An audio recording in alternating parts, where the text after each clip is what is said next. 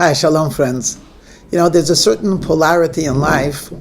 When we mention the statements, we immediately think of the opposite. For example, if I tell you tall, it's in contrast to short. If I say fat, you think in contrast to skinny. Hot, in contrast to cold, and so on and so forth. And it's very hard for us to actually put them both simultaneously together. Can a person be tall and short at the same time?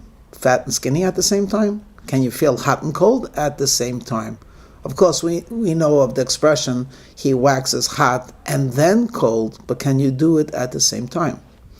I remember when I was a kid, one of the children's books that we had was about a fable where there was a fantastic cook who promised he could satisfy every palate.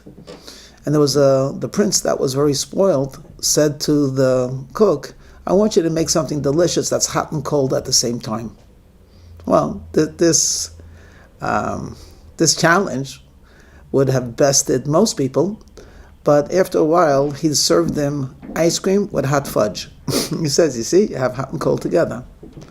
But friends, do you really think, is it possible to be sad and glad at the same time? Let me share with you a story, and then you'll be able to answer the question in your own way. The story is told of a king who was very mighty, very powerful, and he kept his country strong and secure. The people had the highest admiration for their king. Though he was strict, he was fair, and the desire of every subject, from the highest to the lowest, was to please the king. One of the simple people that lived in the country was a man who was chosen to work for the king. Not directly, but sort of indirectly. You see, the king owned miles of land, and there was a forest, a royal forest, where only nobility and the king himself was permitted to hunt.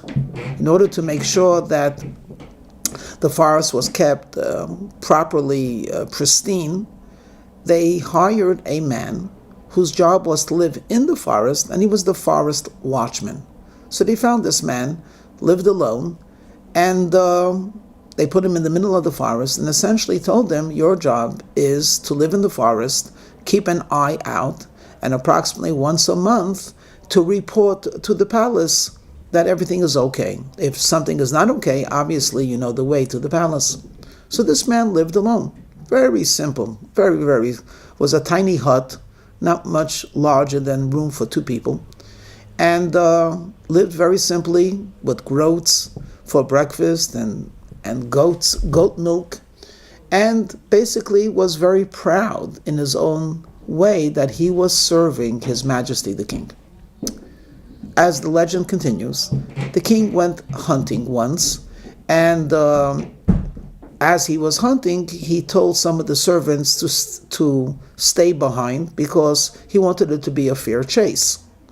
If there was going to be many servants, they would either help the king or hinder the deer. So he left them on the outside, the outskirts, and he began tracking an animal.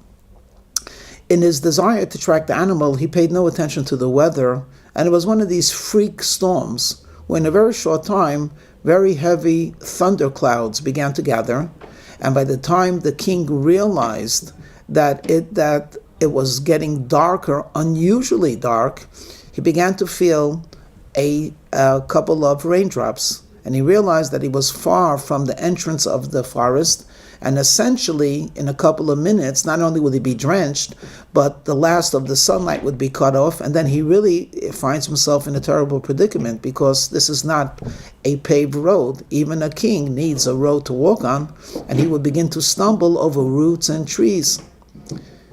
Anyway, he began to look, where can he go?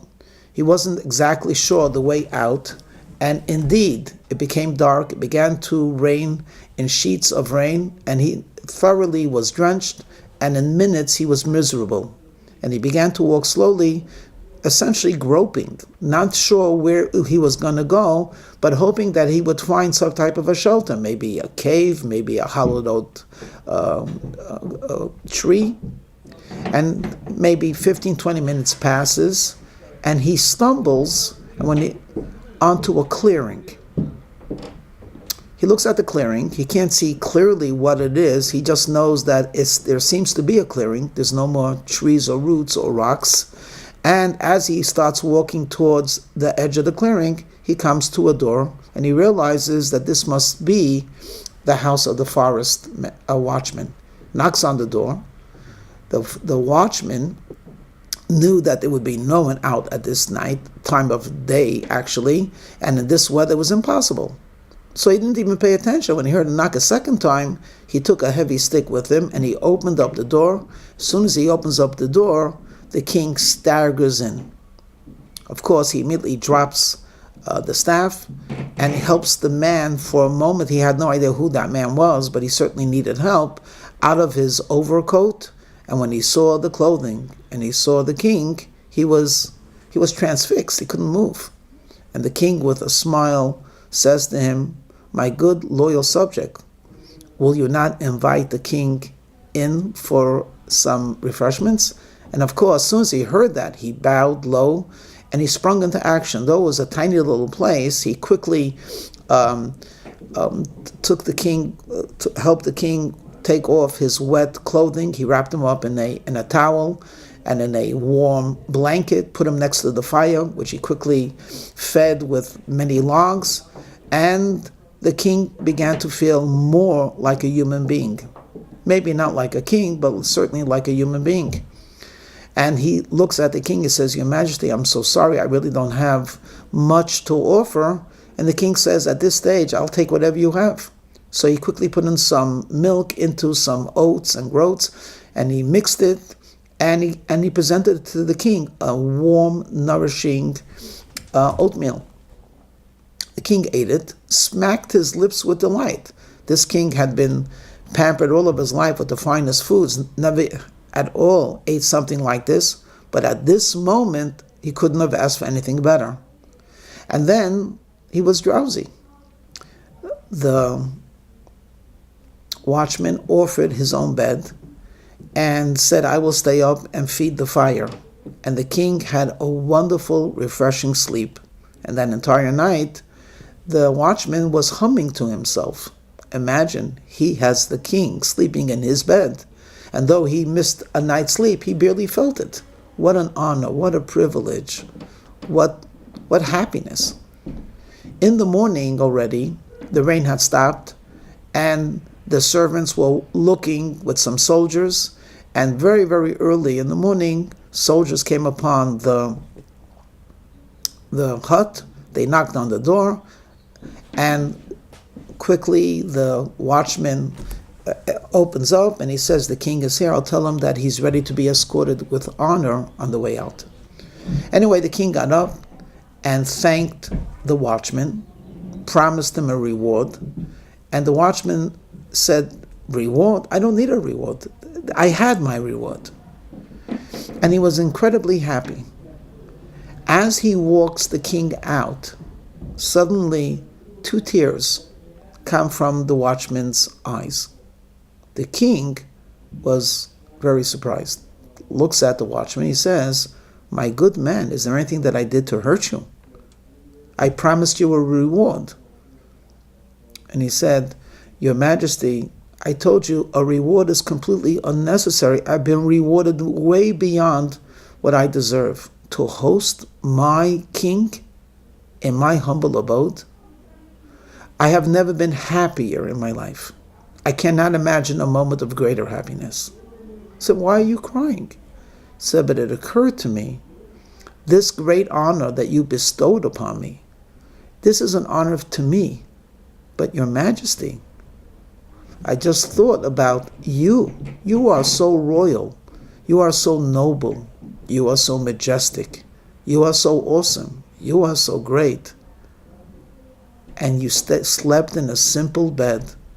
And the best I was able to give you was some goat's milk and some type of a cereal. You deserved so much better. For that I cry."